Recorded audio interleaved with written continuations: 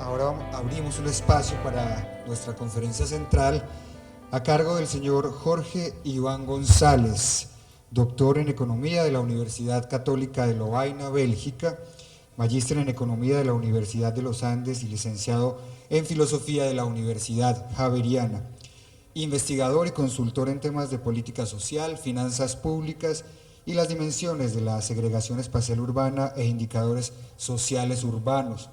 Se ha destacado como investigador del CINEP, consultor de Naciones Unidas para el estudio sobre desarrollo humano y misión social, vicedecano y decano de la Facultad de Economía de la Universidad Nacional de Colombia y actualmente es profesor de la misma institución.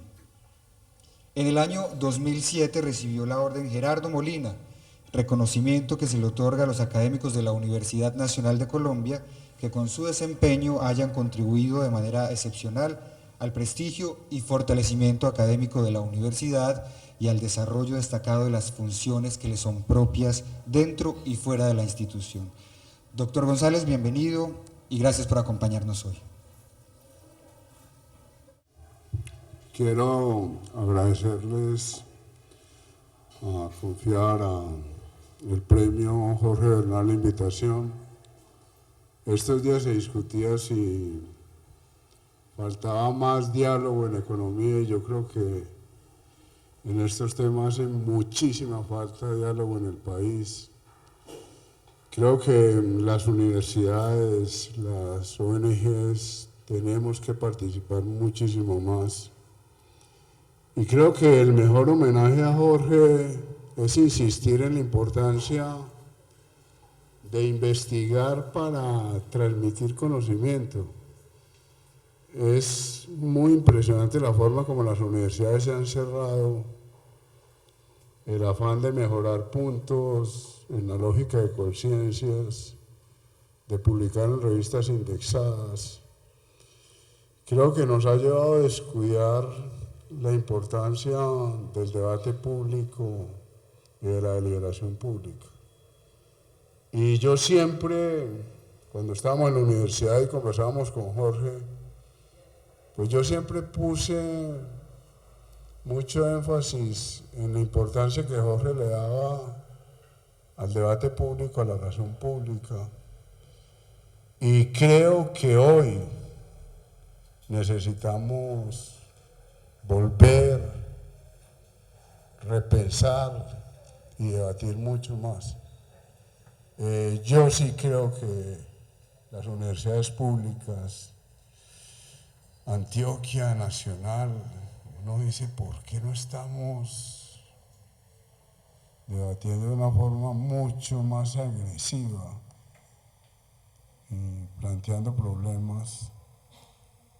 Y entonces el recuerdo de Jorge es un poco la invitación a que participemos, discutamos y como se decía ahora, pues creo que este es un momento en donde el país necesita mucho más debate y mucha mayor discusión.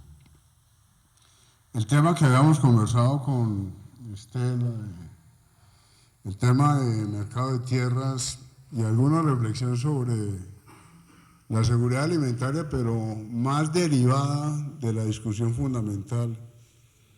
Y yo creo que este es el gran tema del país, el problema de la tierra, la discusión sobre lo que está pasando con la tierra y las discusiones y el primer acuerdo de La Habana, pues la forma como destruyeron el primer proyecto que presentó la Agencia Nacional de Tierras en 15 días, la FORI, Jorge Enrique Vélez, pues muestra lo crucial de esta discusión. Yo creo que estamos tocando un tema neurálgico del desarrollo nacional en un momento en que hay que cerrar la frontera agrícola. Por primera vez, Colombia se está planteando seriamente la necesidad de cerrar la frontera agrícola y evidentemente eso implica unas tensiones políticas enormes. Yo quiero empezar con esta gráfica, que es la gráfica del balance macroeconómico global.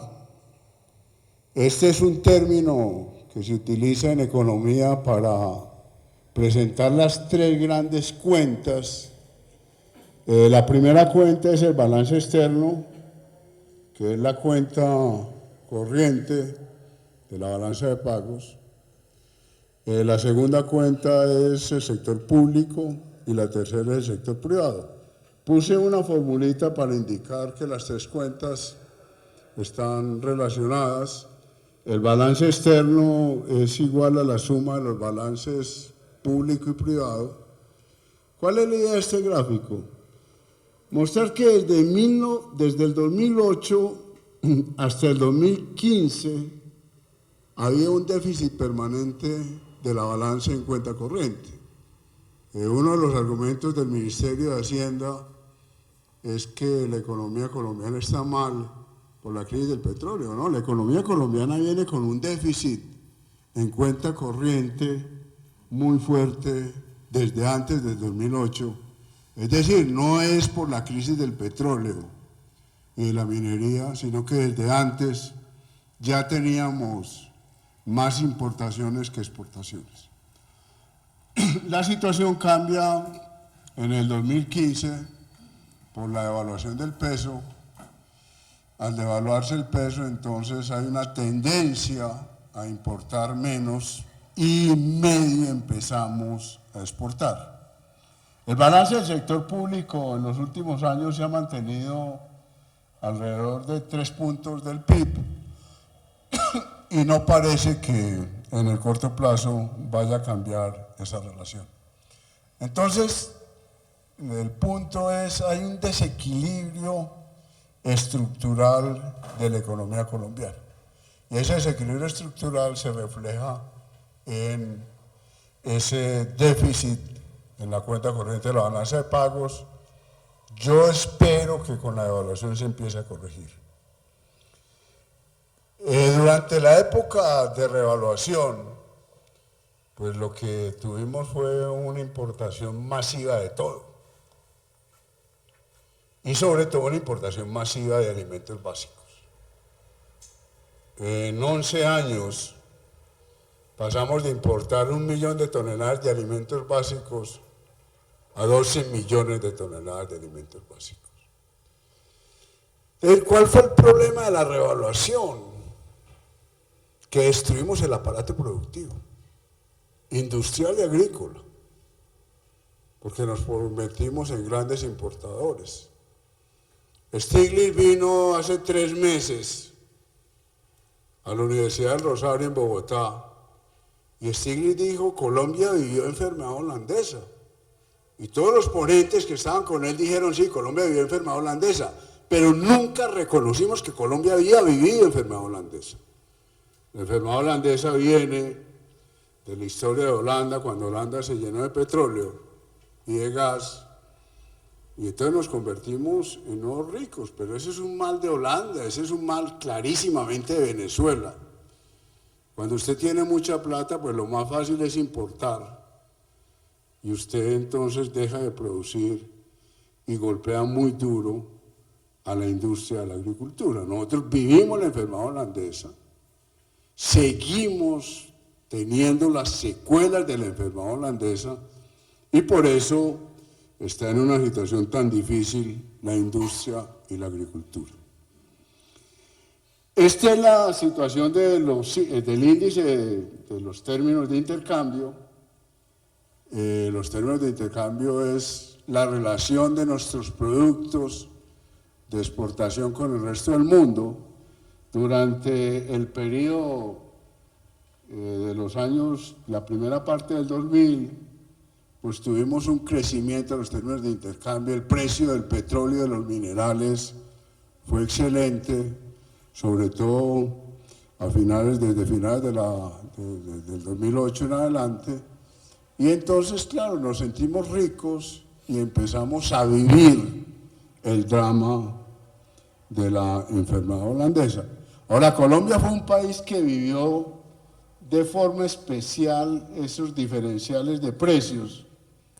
La barra azul clara es el PIB y la barra azul oscura es los términos de intercambio. A Colombia le ha dado especialmente duro, comparado con Chile, con México, con Brasil y con Perú, la modificación de los términos de intercambio.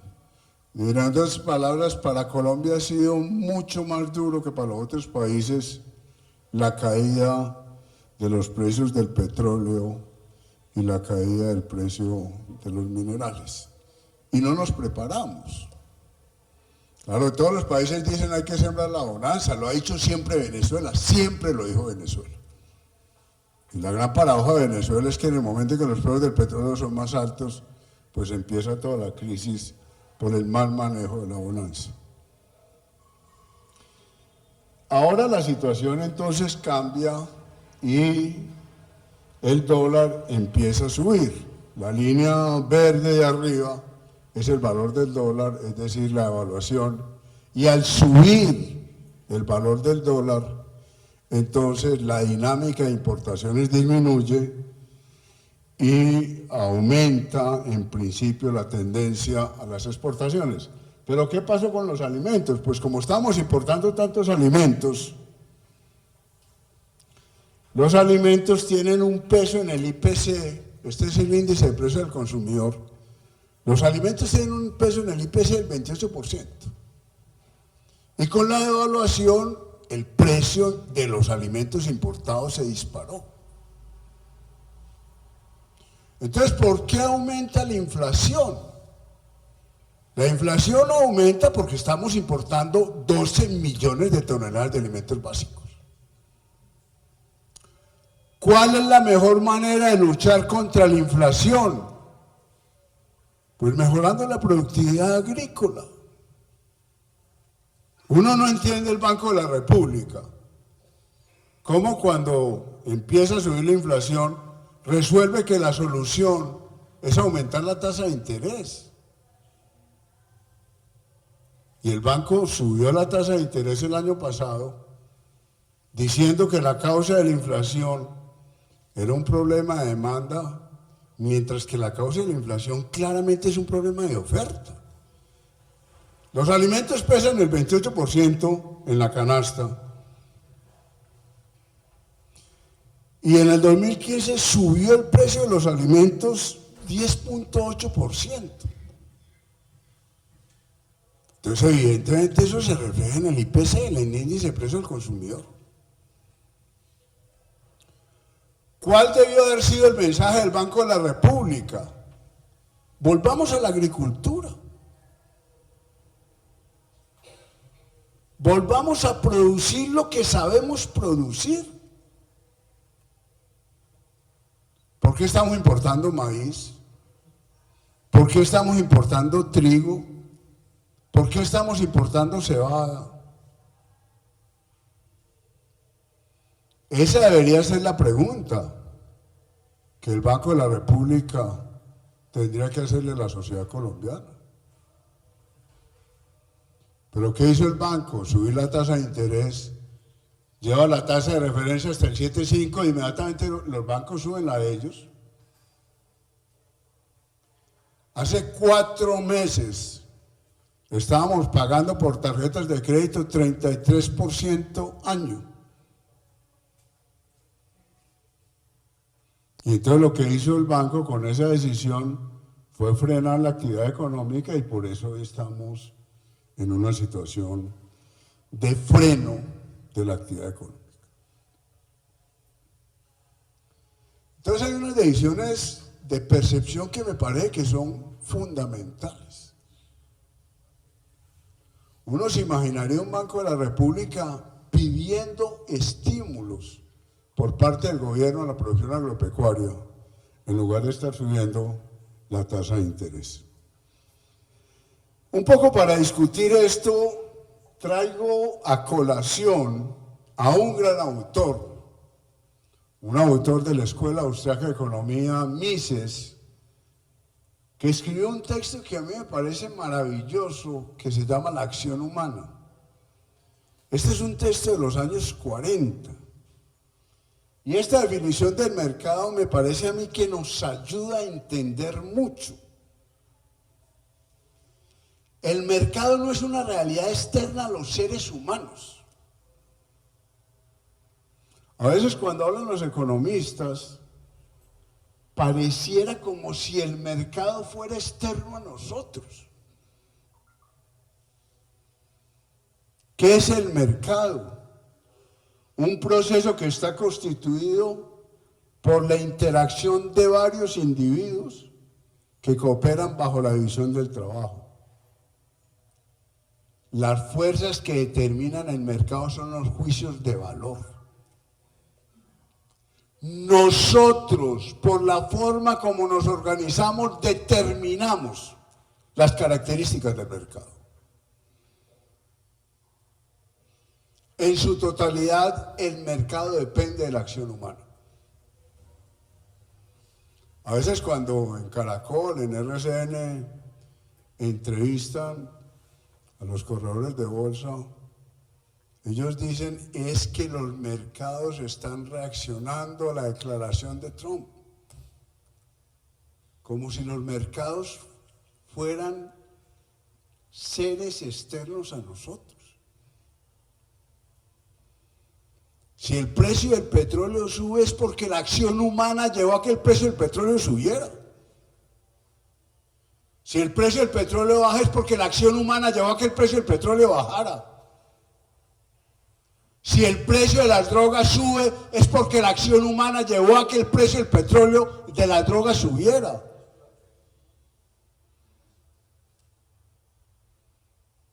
Pero no es porque los mercados en su movimiento autónomo llevaron a un alza del precio del petróleo. Y Mises lo dice claramente, todos los precios son políticos.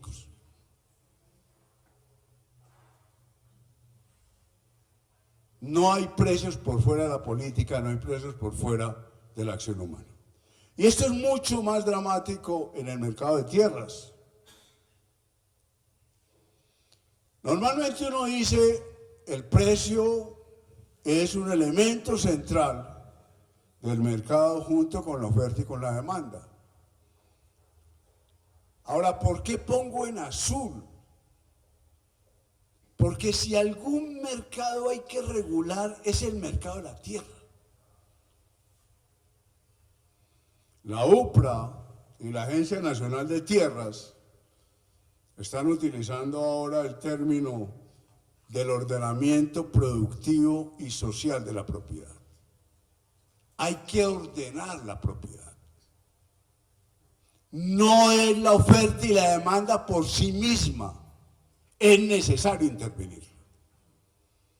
Y en esa lógica es bueno recordar a un autor maravilloso de finales del siglo XIX, Henry George, que escribió un libro fantástico que es El problema de la tierra.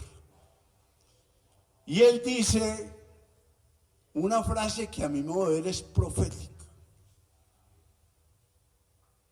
Estamos hablando de finales del siglo XIX, cuando todavía no había limitaciones de tierra.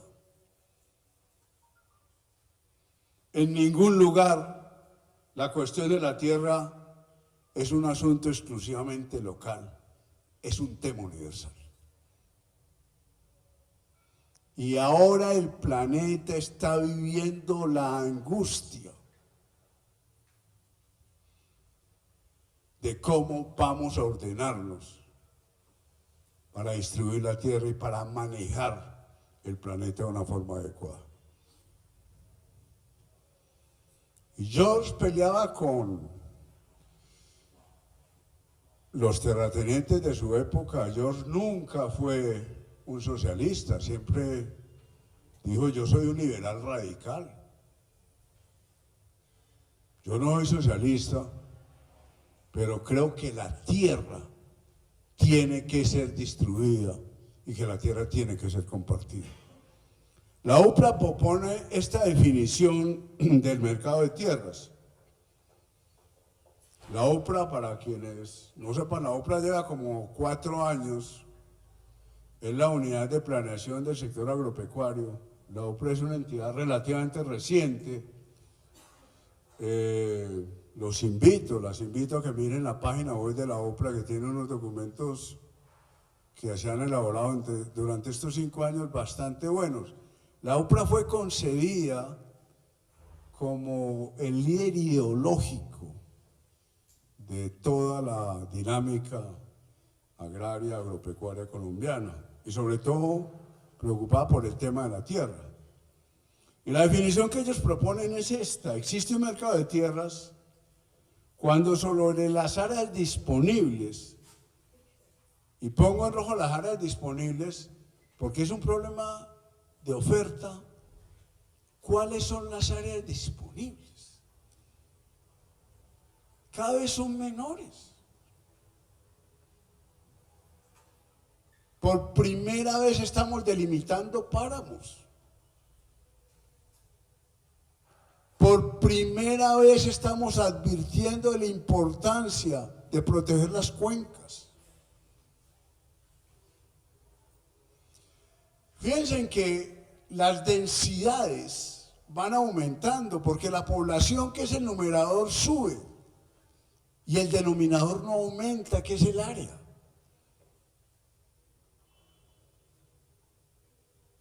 Y cada discusión sobre un metro de tierra se convierte en una discusión política fundamental. La población sigue subiendo y el área disponible en términos relativos va siendo menor. Entonces, ¿cuáles son las áreas disponibles? ¿Quién va a delimitar páramos? ¿Quién va a definir dónde están los baldíos?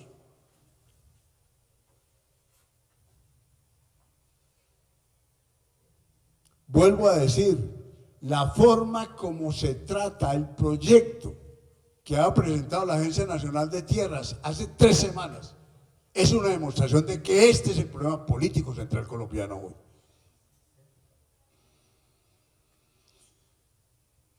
Entonces hay que definir unas áreas y hay que decidir sobre esas áreas. Vamos a permitir que en los valles del Sinú y San Jorge, las mejores tierras de este país, haya una vaca por hectárea. ¿La sociedad colombiana puede permitir eso? ¿Qué vamos a hacer con tierras inexplotadas? El proyecto de Miguel Samper y de la Agencia Nacional de Tierras es extinción de dominio. Inmediatamente la FORI y Jorge Enrique Vélez dijeron: está afectando los derechos de propiedad. Ahora, la lucha por la extinción de dominio no es nueva. Ha sido una lucha secular de Colombia. Entonces, ¿cómo ordenamos el territorio? Entonces, sobre las áreas disponibles es factible llevar a cabo de manera libre y autónoma procesos de compra y venta. O sea, usted no tiene que estar forzado, no tiene que vender porque lo estén forzando. Si usted vende libremente, hay un mercado. Procesos de compra y venta respetando los límites normativos relacionados con la eficiencia y la equidad. La eficiencia y la equidad, todo lo quisiéramos. Ahora, siempre hay un compromiso entre los dos. A veces avanzamos más en equidad, pero el avance en equidad puede ser a costa de la eficiencia. Otras veces avanzamos en eficiencia a costa de la equidad. Es muy bonito decir eficiencia y equidad. En la práctica es muy difícil encontrar unos puntos relativamente razonables entre eficiencia y equidad. Y toco primero el tema de equidad y traigo este cuadro de Dorfman. Seguramente algunos de ustedes ya lo conocen. ¿Cuál es la importancia de este cuadro de Dorfman? Pues la participación del 1%. Yo creo que en los últimos años, sobre todo después de la publicación del libro de Piketty, es importante poner en evidencia el 1%. Poner en evidencia el 1 por 1000. Poner en evidencia el 1 por 10.000. Poner en evidencia el 1 por 100.000 y el 1 por millón. Nosotros normalmente trabajamos con deciles. Pero en el 10% no está el eje del problema. Está en el 1%, en el 1 por 10.000, en el 1 por 100.000, en el 1 por millón. Ahí es donde están los ricos. Y la preocupación de Oxfam es, ¿por qué el 1% tiene tanto? En esta gráfica, la línea de arriba es la de Colombia. Ahí están Argentina, Estados Unidos, Europa continental, Uruguay y Asia suboriental. El más grande en concentración es Colombia. El 1% tiene más del 20% de la riqueza. Y esta gráfica es de la Comisión de Expertos de la Reforma Tributaria, que es un buen diagnóstico. Es la gráfica que se le presentó al gobierno de un trabajo que hizo Juliana Londoño Alvaredo, que hicieron para Piketty. Los datos de Colombia que utiliza Piketty los hicieron Alvaredo y Londoño. ¿Qué muestra esta gráfica? Que el 1% tiene el 20.5% de la riqueza. Entonces lo que dice la barra de la izquierda es que el 99% de los colombianos tenemos el 79.5% de la riqueza y el 1% tiene el 20.5% de la riqueza. Pero es más impresionante la grafiquita verde, la barrita verde que dice que ese 1% que tiene el 20.5% de la riqueza apenas tiene como ingresos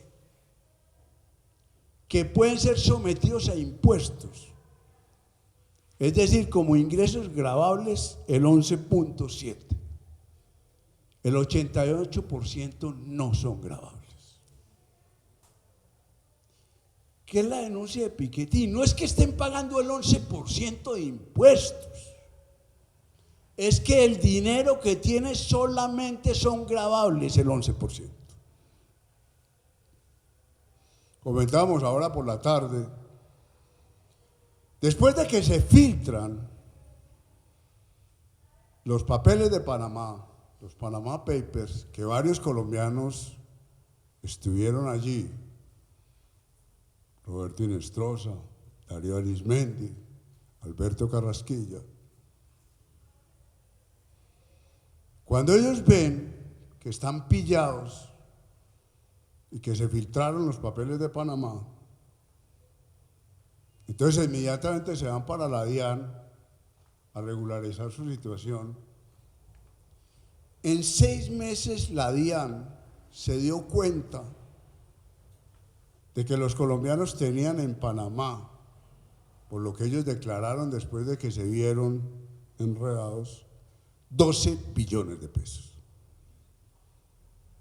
La sanción es el 11%, la DIAN recibió billón y pico. Entonces eso solamente es en Panamá estos días, porque se filtraron, pero la concentración del ingreso y de la riqueza es muy fuerte. Estos son los datos del Informe de Desarrollo Humano para Colombia sobre los coeficientes de Gini. Un coeficiente de 0.6, mayor de 0.6 está en el 45% del área, en 83% de los municipios y cobre un 65% de la población. El Gini promedio es de 0.87, en Antioquia el Gini es de 0.90, es decir, son concentraciones del ingreso y de la tierra absolutamente grandes. Este es el fondo de tierras del primer artículo del Acuerdo de La Habana. Pongo la gráfica de un estudio que acaba de realizar la Universidad de los Andes, la UPRA y el Centro de Memoria Histórica. En La Habana se habla de un fondo de tierras de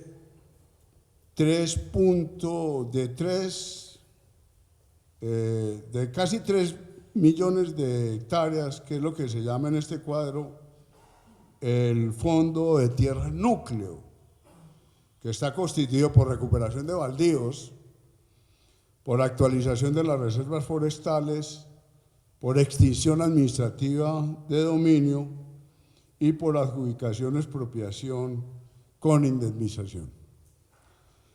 Pero dice la Universidad de los Andes y los colegas que hacen este trabajo, agreguémosles los baldíos adjudicables y las tierras del Estado y agreguémosles además las tierras que podrían ser restituidas, y entonces tendríamos un fondo de tierras en total de 11 millones de hectáreas, que el reto del país es formalizar esto.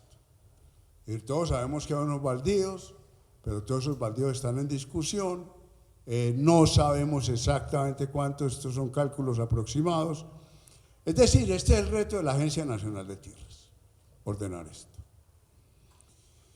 El volumen es importante y dice el estudio de los Andes, si lo ordenáramos, podemos empezar a modernizar el sector agropecuario y a formalizar. En este momento el 60% de las posesiones en el sector rural son posesiones informales sin título.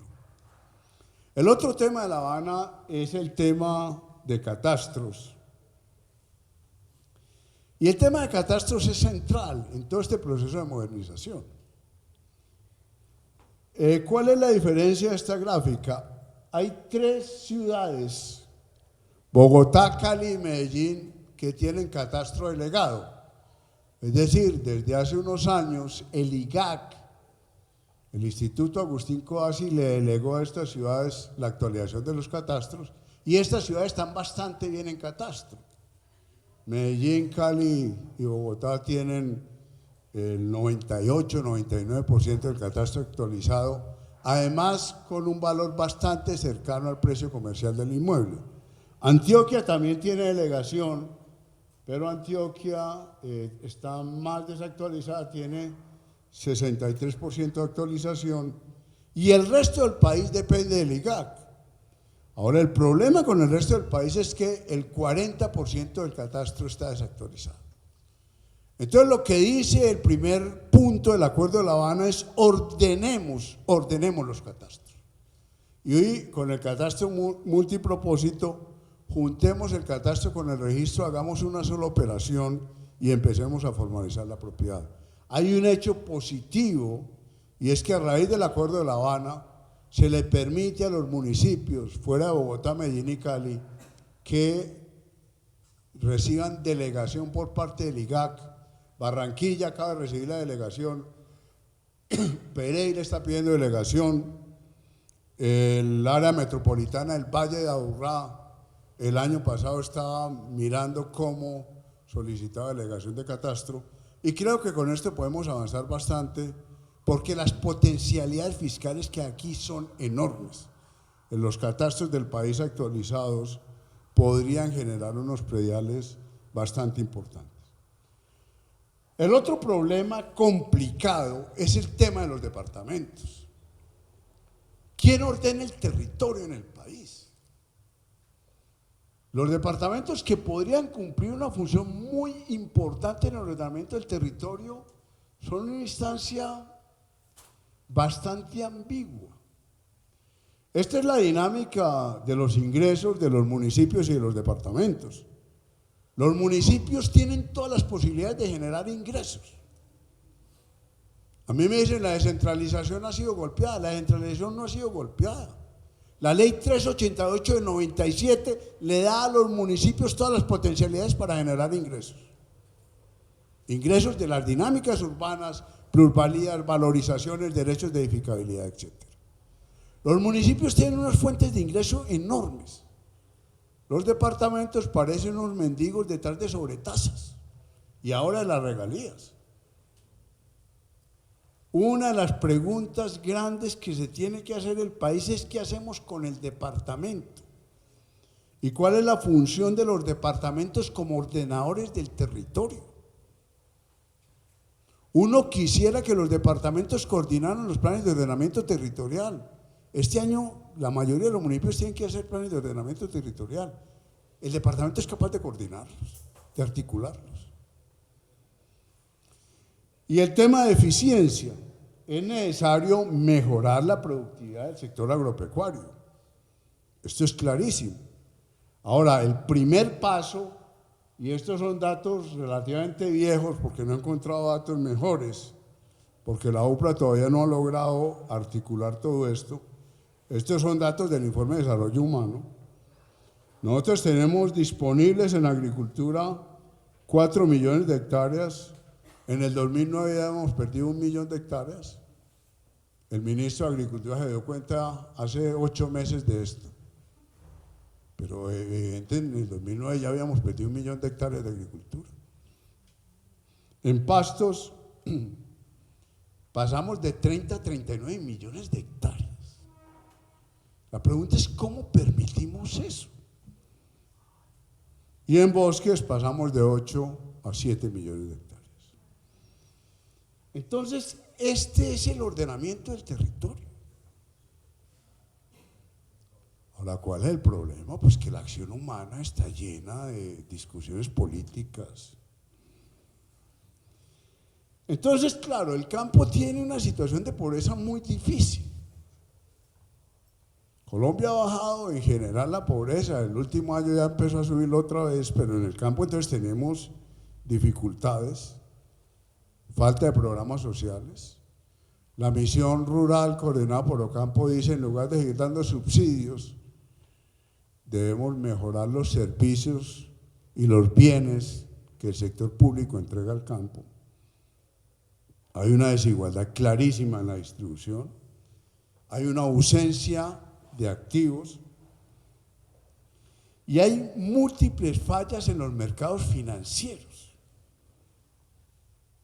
Este es uno de los cuadros de la misión rural que muestra la brecha urbano-rural dramática en términos de años de educación. Las barras grises son el sector rural, las barras verdes son las ciudades. Esto es dramático. Un trabajo que le recomiendo a Roberto Angulo, esta es la tesis de maestría de Roberto Angulo. Roberto Angulo compara las ciudades aglomeradas de las ciudades no aglomeradas.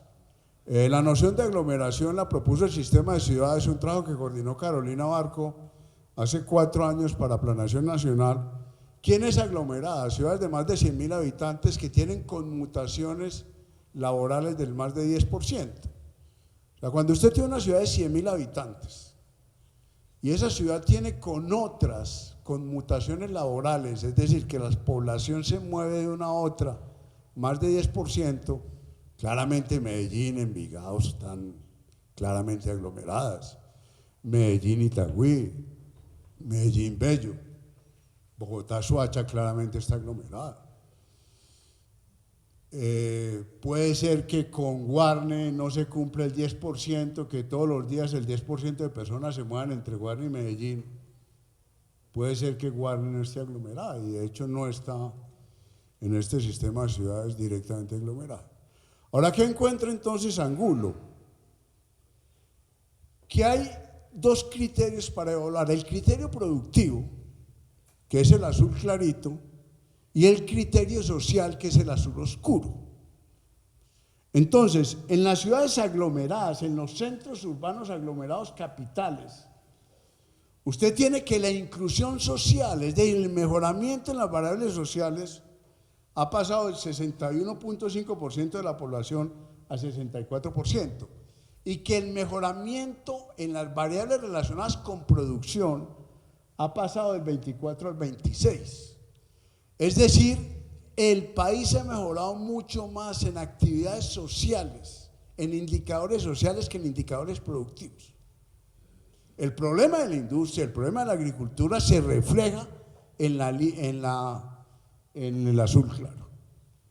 ¿Qué pasa con las ciudades aisladas del sistema de ciudades? Es decir, los pueblos aislados, los pueblos que están en el área rural, pues que tienen una inclusión social mucho menor, del 59%, y una inclusión productiva del 10%. Y tienen el rojo, que es la doble exclusión, que no están incluidos ni en lo uno ni en lo otro, una exclusión del 29%, mientras que las capitales aglomeradas tienen una exclusión solamente del 8%. Esta es una otra forma de ver la brecha urbano-rural y sobre todo es una forma de ver que el país avanza en indicadores sociales, pero no avanza suficiente en eficiencia. Para ponerlo de otra forma, el país avanza más en lo social que en lo productivo. Ahora, hay unas fallas en los mercados financieros a nivel internacional. Este es un trabajo internacional de comparación de países. Entonces, ¿cómo hacemos con el crédito para mejorar la productividad? ¿Cómo hacemos con los seguros? Estos días en un helicóptero estaba moviendo unas vacas en Suiza, pasándolas, entonces las mueve el gobierno en helicóptero, las vacas, y las saca de la inundación. Aquí se inundan las vacas, el campesino pierde todo y el banco le sigue cobrando. Hay un tema complicado de una burbuja financiera mundial, y este es un dato que a mí me parece que es dramático. Este es un dato del Banco de Pagos Internacionales. Esto es para decir un poco en qué estamos en finanzas. En 1980, la barrita azul es el PIB real y las barritas roja y amarilla son movimientos financieros y crecimiento de derivados financieros. ¿Qué pasaba en los 80?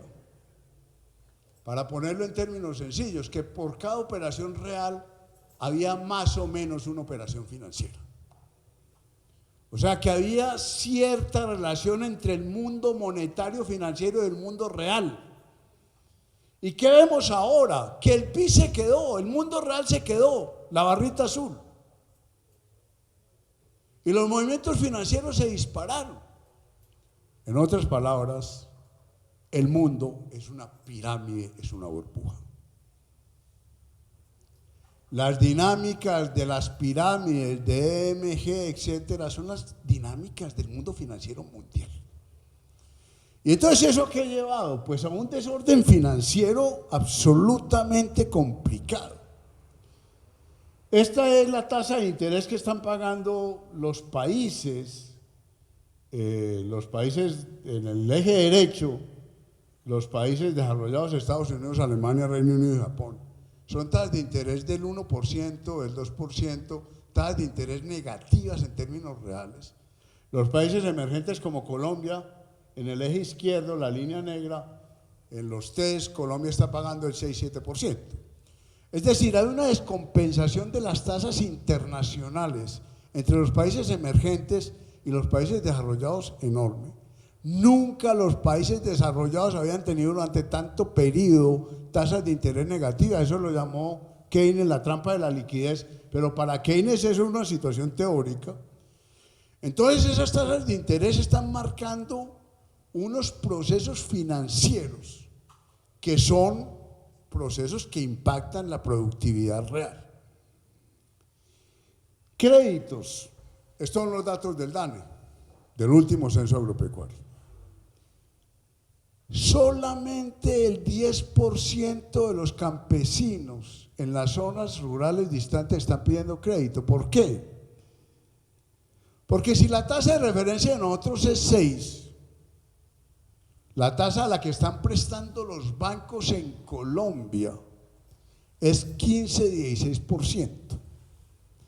Un banco en Estados Unidos le presta a un campesino al 4% año. En Colombia le presta a un campesino al 15-16% año. Entonces usted tiene un problema de competitividad inicial muy fuerte. Usted entonces, además de que no tiene acceso al crédito porque no tiene propiedad, el 60% yo les decía son predios informales, usted tiene otros riesgos de seguridad social, de asistencia técnica, de tecnología, de mercado, riesgos climáticos.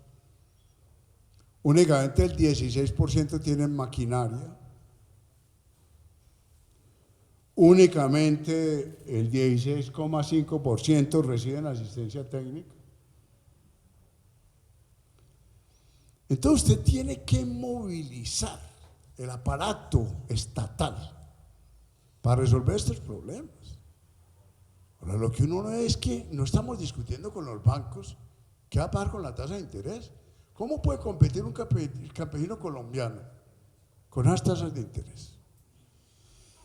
Este es otro dato del censo dramático, y ya con esto voy terminando. El censo utiliza una categoría que es la unidad de producción agropecuaria. El 69,5%, es decir, el 70% de los productores tienen UPAs, unidades de producción agropecuaria menores de 5 hectáreas. Aquí hay una pregunta enorme en Colombia: ¿es posible ser eficiente con menos de 5 hectáreas? ¿Qué está pasando en esas fincas? ¿Por qué hemos permitido el microfundio? Se muere el abuelo, la tierra la heredaron los hijos, se mueren los papás y la tierra termina en un montón de pequeños microfundios. Eso es productivo. ¿Cómo hacemos que eso sea productivo? Y ahí están el 70% de los productores del país. Y esta es la UPA en términos de área.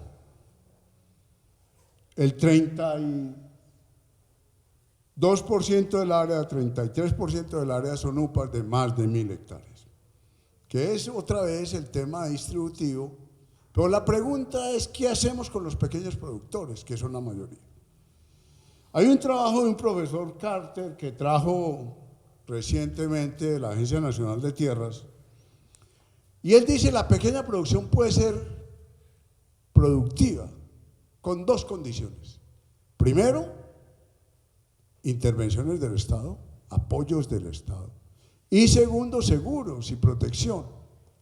Y entonces, con esas dos condiciones, cuando a la gente se le entrega tierra, la línea roja es la línea de pobreza, las personas pasan la línea de pobreza siempre y cuando se den esas condiciones de apoyo estatal y de seguridad. Y este es un cálculo que nosotros hicimos el año pasado. A nosotros nos contrató Planación Nacional para decirnos qué ha pasado con los campesinos que han recibido baldíos, que han titulado el baldío. Esos campesinos mejoraron su ingreso, pasó el ingreso anual de 1.478.000 antes de la titulación a 2.570.000, es decir, hay una relativa mejoría en el ingreso gracias a la titulación. Conclusión: avancemos hacia la consolidación de la pequeña propiedad, hacia la formalización, sin permitir el minifundio y con apoyos estatales. Y termino diciendo: equidad, eficiencia es un reto, hay que combinarlas de alguna forma. El tema de sostenibilidad es crucial, el planeta Tierra es muy escaso. Estamos, ¿se acuerdan? En los años 70, el primer informe del Club de Roma parecía alarmista. El Club de Roma decía: hay una trampa malthusiana, la sociedad del mundo no alcanza al ritmo que tiene para mantener este ritmo en este planeta. Hubo mucho escándalo con ese informe, ese primer informe del Club de Roma. Por esos días un economista, Harding, escribió un texto que se volvió clásico: la tragedia del bien común. ¿Por qué es que los bienes comunes los maltratamos? ¿Por qué no cuidamos los bosques? ¿Por qué no cuidamos los ríos? Y creo que ese tema cada vez es más angustioso. Ahora, si no avanzamos en equidad, no podemos avanzar en sostenibilidad, lo dice Naciones Unidas clarísimo, de 1000 maneras. Y eso entonces es la condición para que dejemos de importar 12 millones de toneladas de alimentos y empecemos a transformar. Entonces el reto, como ustedes ven, es un reto enorme, es un reto político mayúsculo, que lo estamos viendo todos los días, que estos últimos meses los hemos vivido de manera dramática.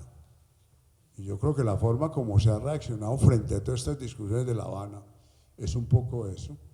Y entonces creo que entre todos discutiendo, conversando, y vuelvo a decir, en la deliberación pública, pues podemos avanzar y ver cuáles son las mejores salidas. Muchas gracias.